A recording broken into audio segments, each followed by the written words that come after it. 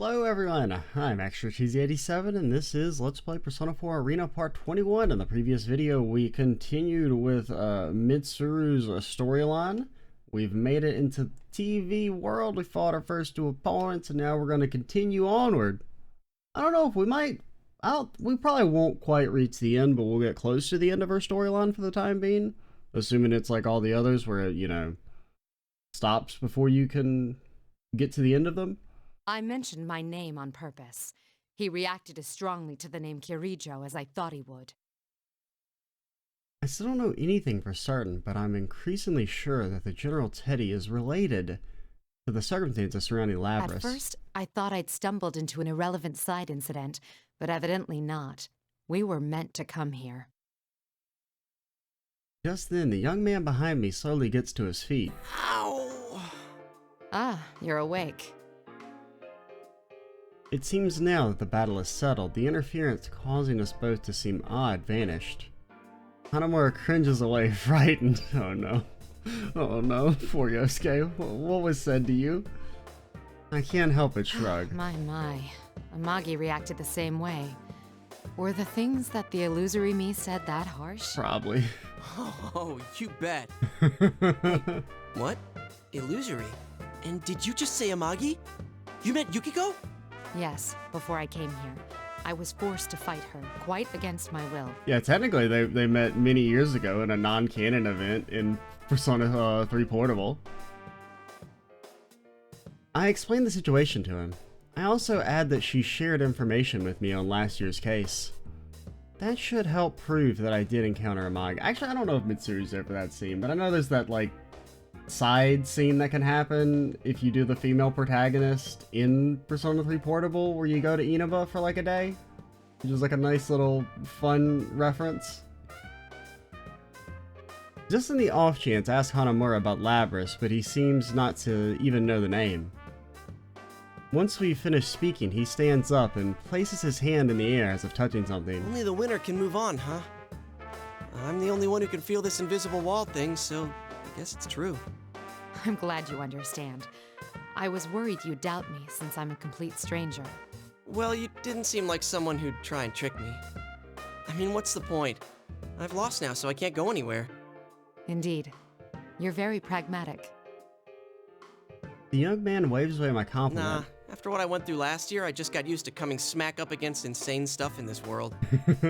And Yukiko, my friend you met, she believed in you. So I don't mind trusting you too. I see. I can't help myself from smiling. Their bond seems to be real. I do somewhat envy the way they trust each other, without a doubt. That could never have happened unless they had overcome the same trials together. I'd like your opinion on something. What do you think is the objective of this tournament? That General Teddy said it was all in fun, but I doubt it's anything so simple. I've been wondering the same thing, but I don't know.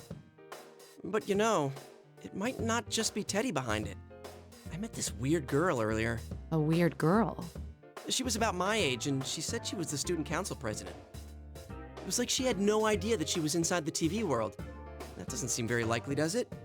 No, I doubt one could be unaware of such things. It's possible that she didn't come here of her own will. This may be a school now, but it doesn't always look like this. When normal people who don't have personas come in here, the world changes to reflect what they're thinking of. It happened every time a victim was dumped into a TV last year. Maybe this time she's the victim.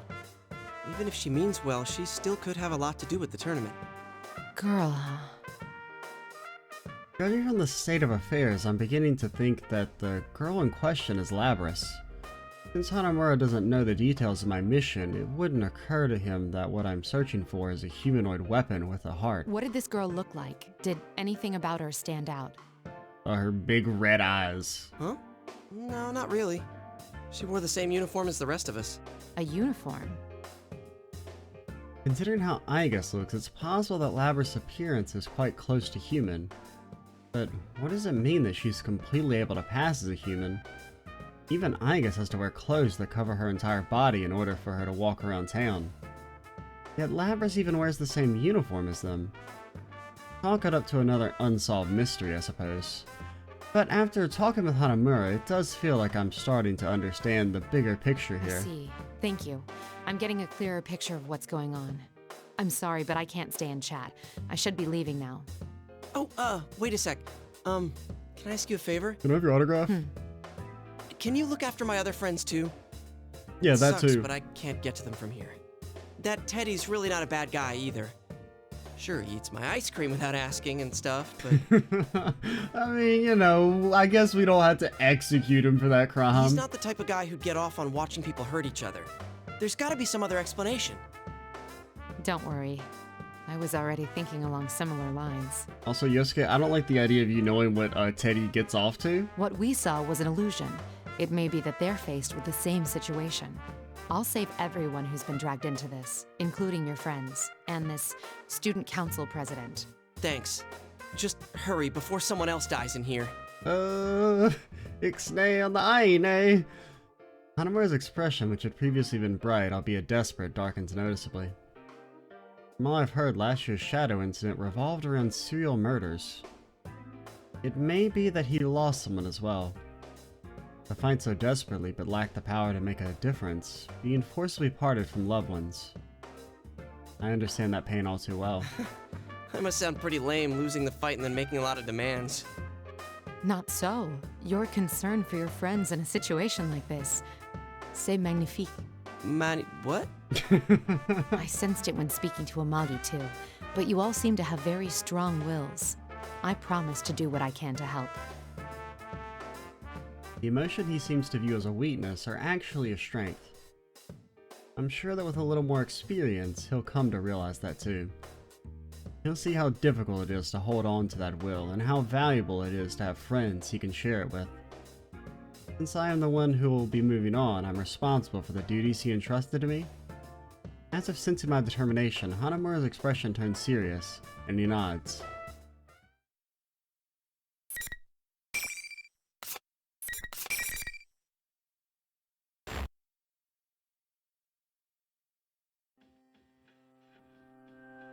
After parting with Hanamura, I once again proceed through the school.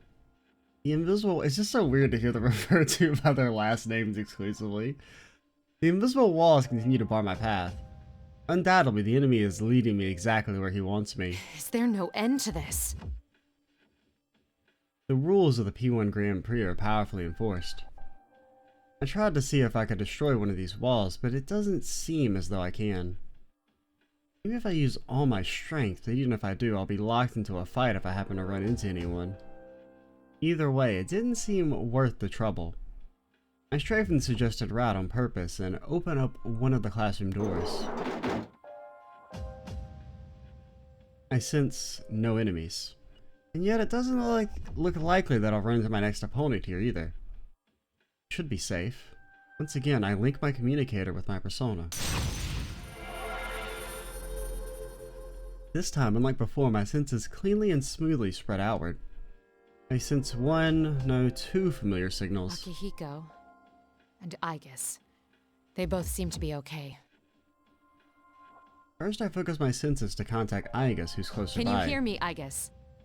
Mitsuru-san, I am relieved to finally hear from you.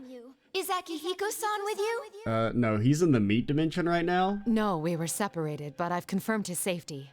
I'm sure he won't be defeated that easily. Aigis laughs upon hearing my words. Let's exchange information while we can. I give her a simple outline of the current situation. I mention the students that were drawn here.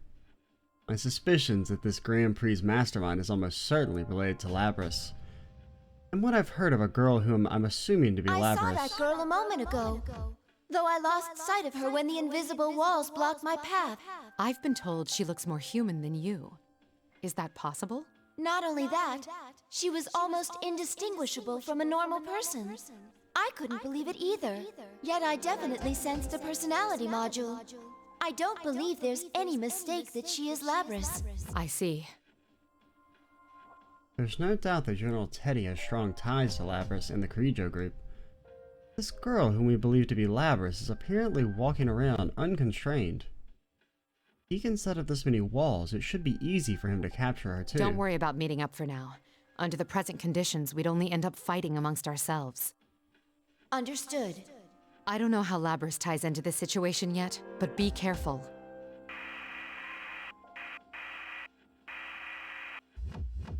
Hello? I lost her. Agus's voice trails off as my connection to her dies out again. I wonder if the enemy noticed our conversation and took preventative measures.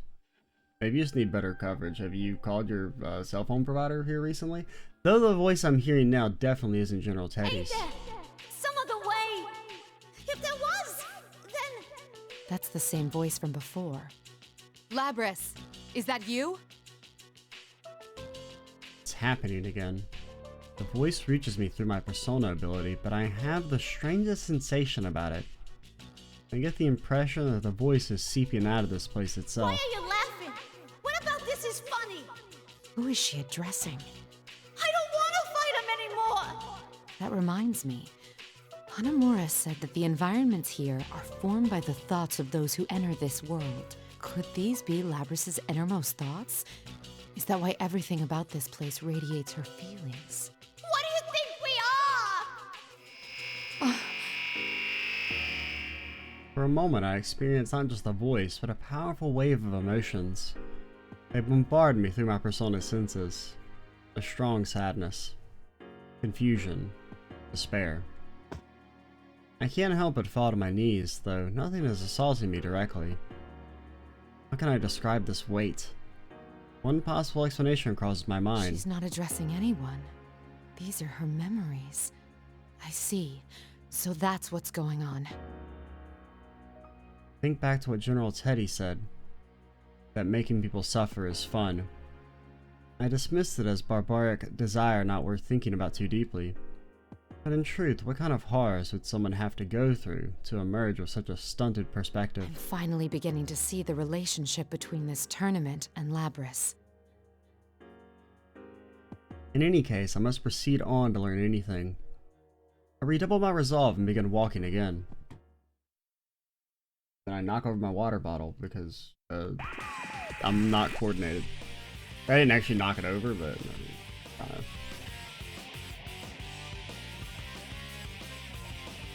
it almost got knocked over. The monitor suddenly turns on, showing a smirking General Teddy. Getting so sentimental for? The Grand Prix's not over yet! Then you intend to continue this meaningless farce. I'll decide what's meaningless or not! Bring out the next challenger! As soon as the general shouts, smoke gushes out, obstructing my view. It seems he isn't willing to listen to reason at all, not that I expected otherwise. Who will I be forced to fight this time? I strain my eyes to see through the smoke. It looks like it's... I don't know, do we fight Akihiko? Is that something we do? You? Okay, it's Naoto for now. I remember that face. Naoto Shiragane. He was present as a police observer when Labrys was being transported to Yakushima. It was thanks to his quick thinking that we discovered Labrys had been taken to Inaba. If our trip hadn't been disrupted by the hijacking, he probably would have been with us in Yakushima. But why is he here? This is a problem. I didn't think we'd run into each other so soon. Is this another illusion? No. I can see that it isn't. Why are you here? Okay, so I guess I thought Mitsuru knew more about Naoto's background. That I thought she was under, like, she knew that Naoto had a persona, and that's why they were picked to be the observer, right? I'll answer that question later. It would be best to say as little as possible for now. With that, the young man lifts a finger to his lips in a gesture to remain silent. Directly afterwards, that staticky sensation runs through my body. It's then that I understand what he meant. Once again, this noise will prevent us from understanding each other properly. He's probably also noticed the effect at work. Nothing we say right now could be called conversing. If we both understand that, neither of us need take what the other person says personally. That's why he called for a temporary silence. It's an amazing assessment given the brief time in which he had to make it. Before long, as expected, the young man before me undergoes a complete attitude reversal. Seriously, such impatience handling the grunt work yourself like this. Isn't micromanaging like this the style of an incompetent leader? One who can't see the bigger picture? I mean, maybe. I don't know. This isn't how he truly feels. I say The silent nothing. treatment, huh? That's fine. I understand perfectly. You don't believe in people. Not a single one. You have friends and allies, but believing in them is a different thing. I suspect you'll never break down that wall. Shall I say it for you? You're actually scared to. The notion of growing attached to something and losing it scares you so much that you'll share nothing truly important to you. Even if you want to believe in your friends, you can't. That's not true. After the words slipped from my mouth, I realized that the argument is futile. Of course it is. Why not simply admit it? In truth, you have your hands full just expiating your family's sins. You don't need the added burden of others placing their lives in your hands. Isn't that how you really feel? No. The young man smirks as if ridiculing my inability to stop myself from responding to his allegations, despite knowing the futility of doing so. Futility? But the smirk only helps to regain my composure. The real Shirogane would never make that face. Yeah, you know, you talked to him for like an hour. This is only an illusion. There's no use continuing this. Not until I eliminate this irritating mirage. I don't know, I do have to say, the whole conversations about how, like, you know, you should trust everyone else and not take everything into your own hands. It's a little weird considering that's literally the plot of Persona 3 is the main character takes everything into his own hands and sacrifices himself. Basically. So it seems kind of weird to criticize Mitsuru for that when that's like, you know. I mean, in that case it was like because that was really the only solution, basically, but it's a little weird. Oh god. My buttons? Okay, so that's like a little upward swing to it. You're finished. You have time to go. You're what? I'm sorry. Oh, you're getting homed on. Okay. The Marin Karen attack doesn't really seem to do anything. I think it's more like, I guess, like if they're jumping in the air, right? Because it's kind of like it shoots upward first.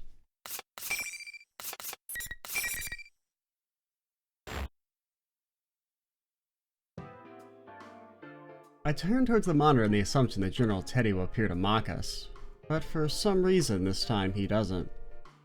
I'm not sure why, but it at least allows us time to calmly talk things over. I look towards the young man once again. Am I getting through to you now? Yes. The same goes for me, I presume. It seems we were spellbound until the fight began, as we both suspected. They disrupted our communications to drive a wedge between us and make us fight. Though it's a mystery to me as to where it draws such personal slights for the illusions before us. I agree. He seems to bear no animosity and is willing to discuss things, but to be honest, I'm not sure where we stand. Why is he here? I can think of several possible explanations, but if he secretly followed us, then his canniness may prove dangerous. He gives a sudden wry smile as if sensing my reluctance and trying to assuage There's it. no need to be cagey. I don't intend to dodge whatever questions you have. You were probably wondering 3 things when you saw me here. First, how did I enter this world? Second, what am I doing in Inaba? And third, if I came here looking for you, what are my true intentions? No wonder you've made a name for yourself as a detective. You're correct on all counts. And the answer to all of them, bitch, I live here? The first answer is easy. You know now that I can use a persona, allowing me access to the TV world. As for the second, there's no great mystery why I would come to Inaba. I live here. Okay, at least one of the answers is, you know. wouldn't happen to be acquainted with Amagi and Hanamura. You've met my senpai? Your friends. I gather that you're comrades who fought alongside each other during the serial murder case last year. I assume you entered the TV together for the same reason they did, and found yourself dragged into this mess as well.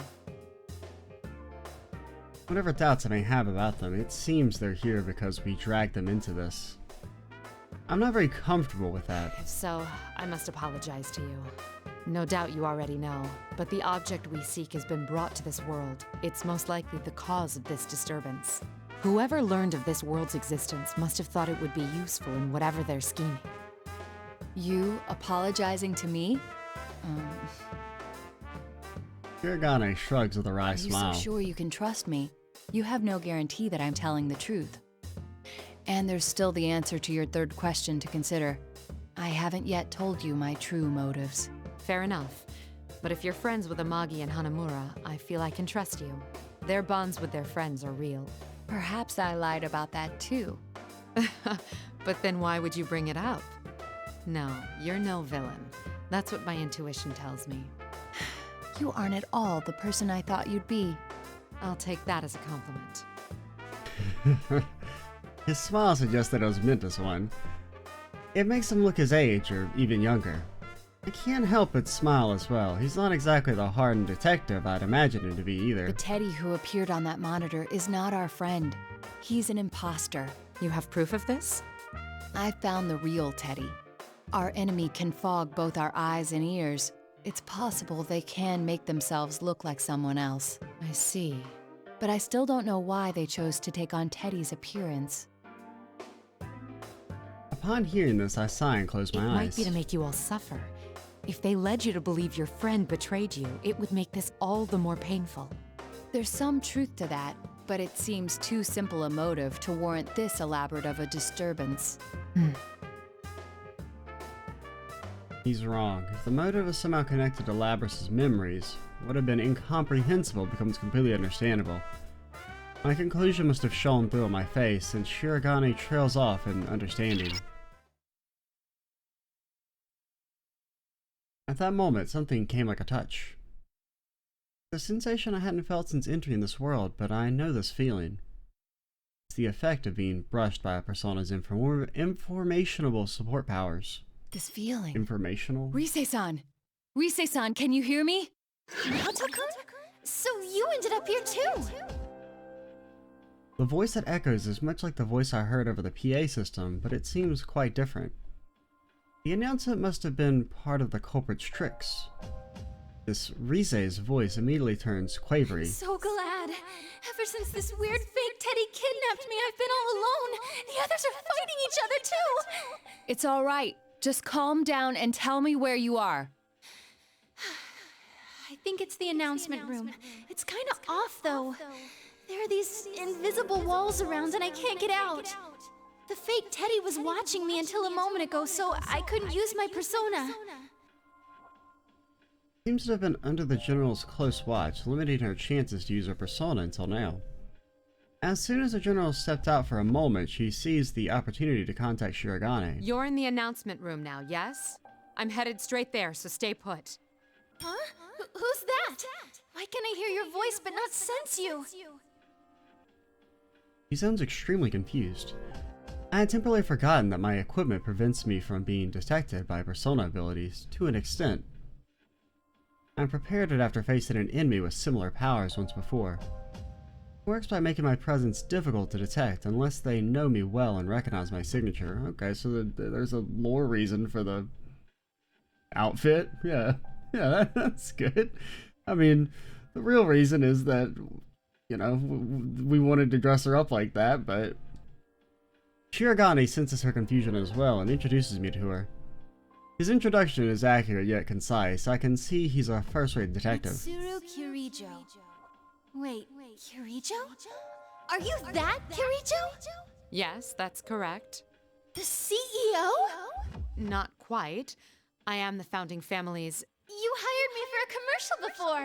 Oh, good. Thank you very much for your patronage. I don't know if she really directly did A it. commercial. Oh, yes. I'm Rise Kuchikawa.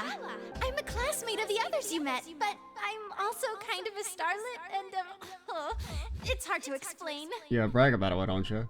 Rise-san, that can wait. There's Yeah. no knowing when our adversary will return. Oh, all right. I mean, I doubt Mitsuru fucking handpicked you, Rise. Kujikawa said that she was captured, But why would they treat her differently? Most likely she had nothing to do with it, or at most was just like, yeah, sure, pick whoever. I suspect it was to block communication. If we could speak freely as we just did, their whole scheme would collapse. Ah, so that's why Teddy and Rise-san were the hosts. What do you mean? The real Teddy has a similar power. That's why those two were taken separately.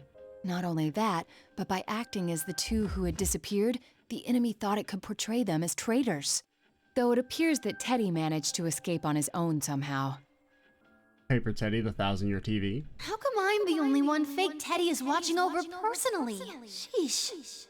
You have the most powerful investigative persona. They must have had to take greater pains with you. I think we're keeping this going too long. We've exchanged what we know already, so I'm gonna shut down the comms link. Be careful, you guys. I face Shirogane once We again. are responsible for this case. Rescuing the ones who've been dragged into it is part of our mission. Besides, she's another of your friends, isn't she? All the more reason for me to go save her. He makes a small gesture as if searching for the right words. After taking some time to make up his mind, he looks me in the eye once more. You're quite prepared for this. It would be unfair of me not to tell you everything. Please hear me out. The reason I came here was to...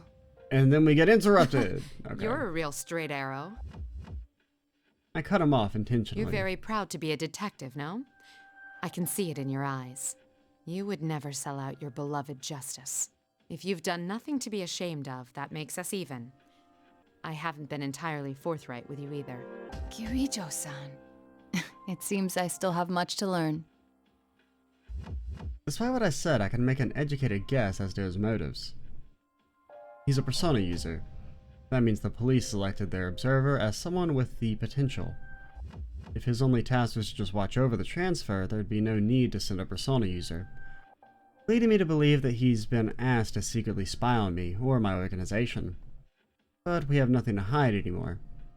There are many things that shouldn't be made public, but I'm sure his judgment is sound. Well then, I will once again entrust my friend's safety and the resolution of this case to you, in honor of the bond we are forming, Mitsuru Kirijo. I promise that I will not let you down. I smile back at him and move on without looking back. I know that there is someone up ahead to whom I owe recompense. No hesitation in my steps.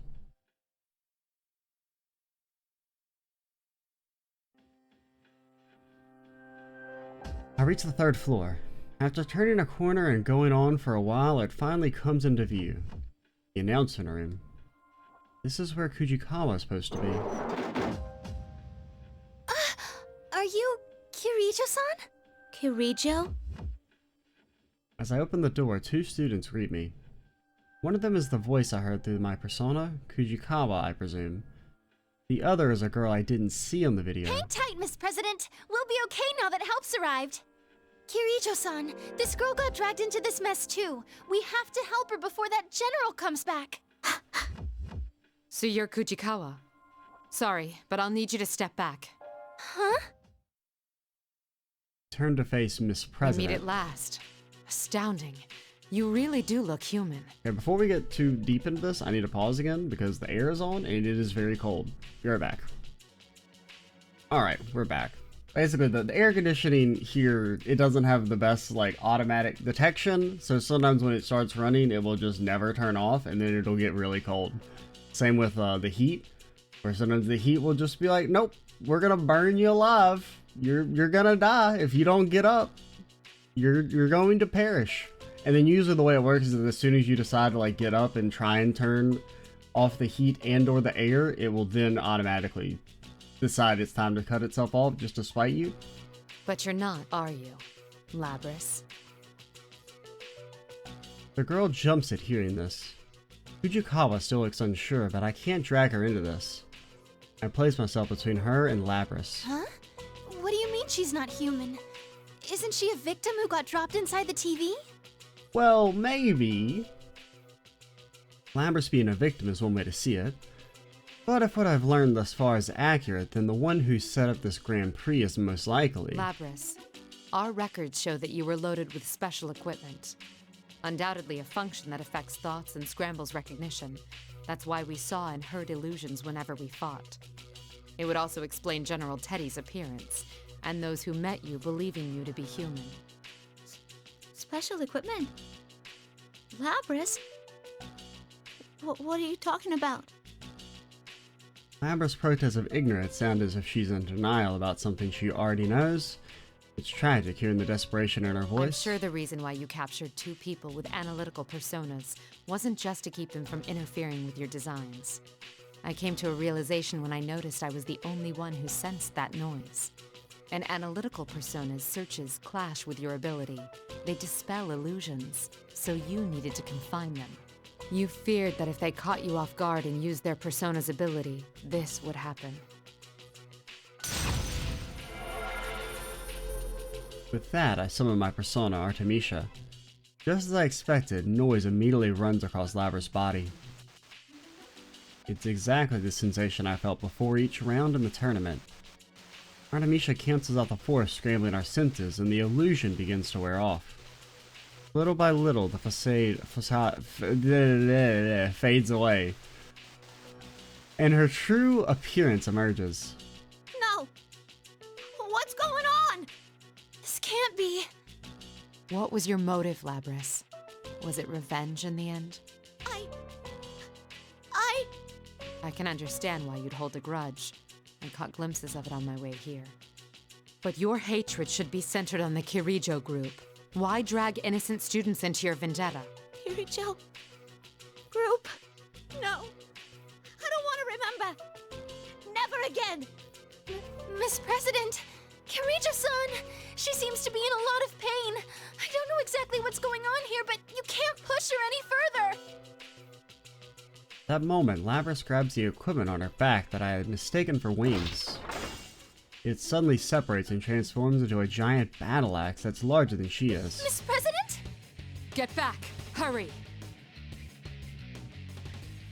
Labrys approaches one step at a time, her axe at the ready. Her steps seem uncertain, but she's moving with battle clearly in mind. The injunction against harming humans has been removed? I see. No wonder she was sealed away. Behind me, I hear Kuchikawa pleading. Is there no other choice but to fight? I mean, yeah. I won't let you do any more damage, Labrys. It's me you want. I mean, yeah, in the sense that you gotta fight.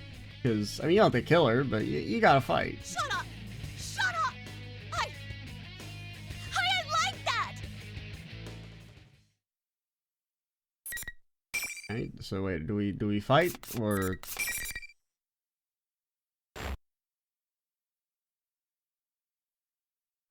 Okay, we do. Alrighty. Her birthday is 4/20, let's go. Finally! Oh, God. Oh, God. Oh, God. I'm getting my ass beat. She's got too much range.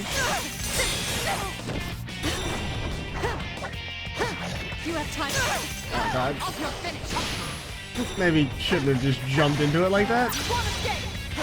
Better luck next time. Oh, God. Let's not talk about that. Oh, that did not go well. Got all that range, man. I don't know what to do. Okay, Mitsy confirmed weaker than Kanji. Definitely. Finally! Fight! Well struck. Your knees? You have time to go. You have time to go. Okay, let's stop doing that attack. I don't really know. Which one is that? Would that be... I don't know which one of these. Is that just like her normal triangle? Is that? I don't know. 'Cause I don't really know what buttons I'm pressing half the time. No escape.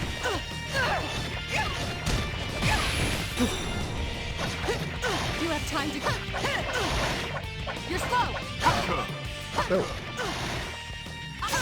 oh God. One escape.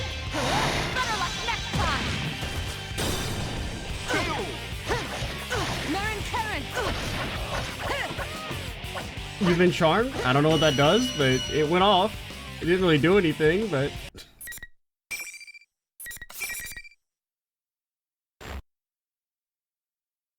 I'd kind of prefer if it just, you know, did a little damage, but... Labrys remains still. I can hear her muttered denials.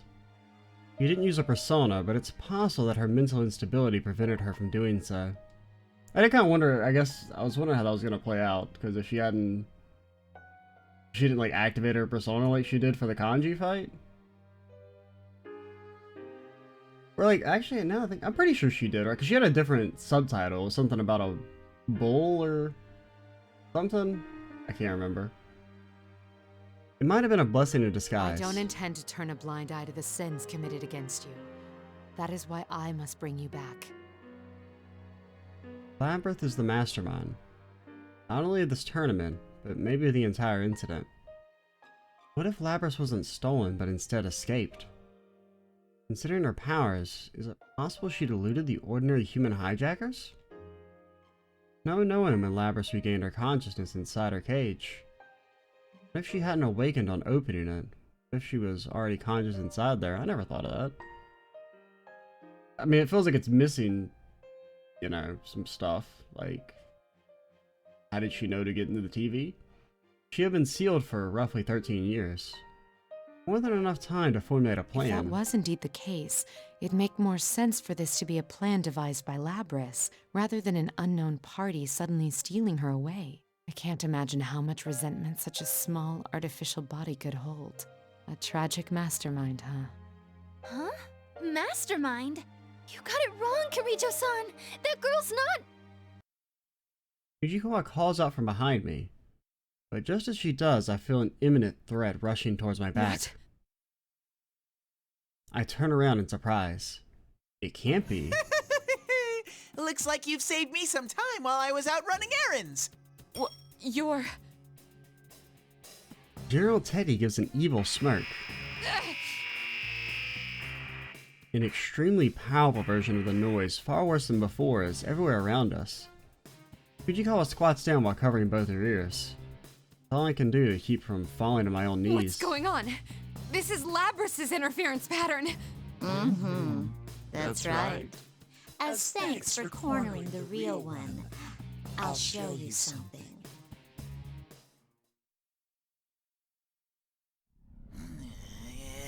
I haven't seen this since the beginning. We can watch it again if it's not gonna blow my freaking ears out.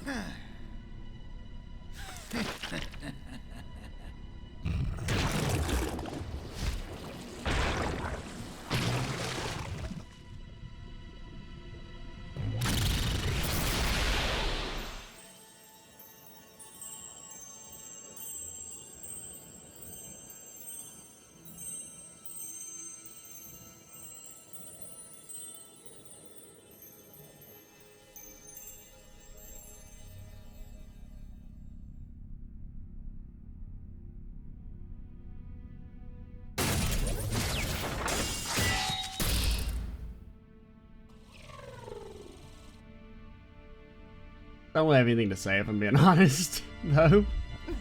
Since we've already seen it, but I don't know. Figure may as well just in case, even though so far they've never changed and they probably never will. But like, what if they did? Well, there was that one thing with Teddy where I thought it was the same cutscene and it wasn't. So the noise lifts once the mimicry is dispelled, but what it reveals is something I hadn't expected. Another Labrys? Joke's on you, I got another freaking Labrys? Alright. So we ended up finishing Mitsy. Oh, we get Labrys' thing unlocked now. We'll still do the Persona 3 crew first, even though we probably... I assume if we did Labrys, it would maybe unlock the 2B continues for everyone else, since it would most directly continue the story, but... I kind of just want to go ahead and do all the side stuff, like start these stories first, even though technically I said we'd do it from left to right, starting at the top, so in theory Labrys is before this, but we'll go ahead and do Akihiko and Aigus, get their 2B continueds, and then we'll circle back around to really continue the story with Labrys. We're at 40 minutes. I guess we could go ahead and start. I'm trying to think if I have enough time to record another full episode. I'm pretty sure I do. So we can go ahead and start Akihiko here, do a few minutes of it, and then we will continue it in earnest in the next video.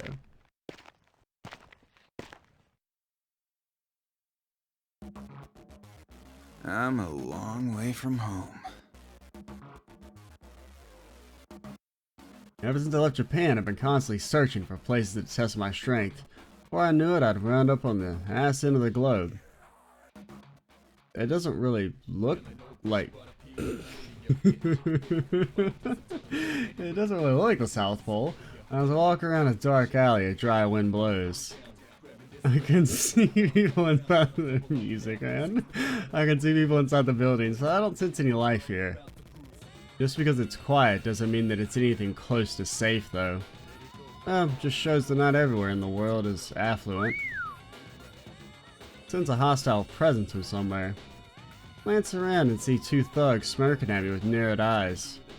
Our gazes meet and suddenly those thugs, a seedy-looking large man and a thin man, stand before me. Yo, bro, haven't seen your mug around here. The lucky thing we noticed you. Come on, man, spare us some change. We just need a little, man. We'll double it in no time in that gambling den over there. That seems illogical. You're in my way. Move it. Thugs are momentarily stunned by my answer, but their shock quickly dissolves into anger. And we were being friendly. I should have pulled this on you at the start. The large man's words produce a fuselage of spittle as he simultaneously whips out what he believes is his trump card. It's a gun. He waves the muzzle in front of my face in a threatening manner. He doesn't realize this is anime land where guns have no power. Body like that and you gotta resort to a gun? Pathetic. To begin with, do I really look like I carry that much money on me? I mean, he can't even afford a shirt. Ain't you Japanese? Most Asians stupid enough to come waltz around here are loaded. Come on, give me everything you got, or it's gonna be your brains on the floor. Okay, here's what I feel like anyone who would make such a blanket statement as that also wouldn't be able to tell his ethnicity, if you know what I mean. Like, I don't think they'd be able to tell the subtleties of that if they're like also gonna make a blanket statement like anyone Asian is rich. The large man is quite short-tempered. I wonder if his mood swings are due to a lack of calcium in his diet. What? Akihiko, a proponent of big milk? Yes, you really don't get to choose what you eat when you live in a place like this. The large man apparently realized that he can simply take my cash and I'm dead, and his fat finger squeezes the trigger before I can reply. A gunshot rings out and sends a shockwave through the alley's dry air. Son of a bitch! The large man stands stupefied. He recollects himself and throws a few more rounds my way. What the? What kind of hit him? It's because I'm dodging his shots, not the bullets. They obviously move faster than the human body. Well, that's good. When a slow man uses a gun, the problem is that he has to point the gun where he wants to send the bullets, and I can see him doing that. I'm just reading his gun's movements and getting out of his line of fire before he shoots. It's that simple. I bet he thinks there's something wrong with the gun or that he's not aiming well. Some people, I think he's the embodiment of the phrase, big head, little wit. He never realizes what's happening. I dodge his hail of bullets and quickly close the distance to my attempted murderer. Get a good look at his face contorting in fear and confusion. Checkmate. Remember kids, don't actually try and do that shit because you'll just get fucking shot because it's anime nonsense. I strike once, burying my fist into his porcine gut. His body lifts off the ground for a brief moment before it collapses onto the ground. The massive impact lifts a huge cloud of dust and the man doesn't stir. You should be more careful who you pick your fights with. You bastard! The thin man pulls something from his pocket. I hear the loud click of a switchblade being unfolded. He drops into a crouch, coiled and ready to strike. At least you know the basics. The reprobate extends his arm and thrusts the dully shining knife towards me in a telegraphed attack. I get inside his arm and swipe the attack angle of the blade out of the way with my right hand, striking my left hand underneath his jaw. Since he attacks in the most obvious fashion, I repel the attacker with the most obvious counter. The uppercut lands flush and the man is cast into the air as he utters an undignified scream. I gotta hand it to you for not abandoning your pal. Sheesh. Didn't come on a journey to waste my time getting into scraps that don't even rate as a good warm-up.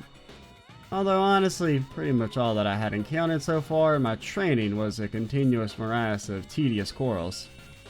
Now, up ahead, huh? Notice that the dust from the fat man's landing has gotten on my cape and I brush it off. This is the only mark that I took from the encounter. Bodily injuries will heal over time, even if they're left alone, but the same can't be said about one's clothing. Damn, that was impressive stuff. Someone speaks to me out of the blue. Oh, it's gonna put you in a trance, dude. I glance over and see a man who looks like a bartender hesitantly emerge from a nearby bar. It seems that he was watching the whole thing unfold. What a fight! And against a man with a gun? Are you a ninja or something? Nah, that's not important. Where are the police? I'd have thought all the gunfire would catch their attention. Bartender responds to my bewilderment by laughing in an even more dumbfounded manner and shrugs. Things like that happen all the time. The only authority here is the cartel. Everyone who's not connected dies in poverty. That's been how it works for over 50 years. I see. Those who are not connected. Upon hearing that, a bitter feeling wells up inside me. Everything in this world relies on connections, and connections are just another form of power. People say that what's most important can't be obtained by power, but I figure that means the other 99% of everything is simply a matter of power. That includes one's lifespan, and at times the lifespan of those close to you as well. Hey, why not stop in for a drink? It's on the house. Seeing what you did made my day. Bartender's cheerful voice snaps me out of my rumination. Are you sure? The cartel you mentioned might not like that. Hey, I'll get off easy compared to you. All I did was offer you a drink, not beat the hell out of their goons. Drink, huh? Do you have the good stuff in stock? What's that? Huh? Yeah, like, what does that even mean? It's hard to obtain that certain something around here. I haven't had any for a couple days now. Oh no. Actually, I'm starting to go into withdrawal. I don't remember Akihiko having a thing for milk, but based on the calcium line, does he have a milk thing? What is it you're talking about, mister? Listen, I run a clean bar. Protein. Okay, you use I need protein. a double shot of protein. Alright, that... Huh? Pro. Make it quick. It's only half as effective 30 minutes after I've burned some calories. Sorry, I don't know that brand. Is that some kind of sake? No. It's alright if you don't have any.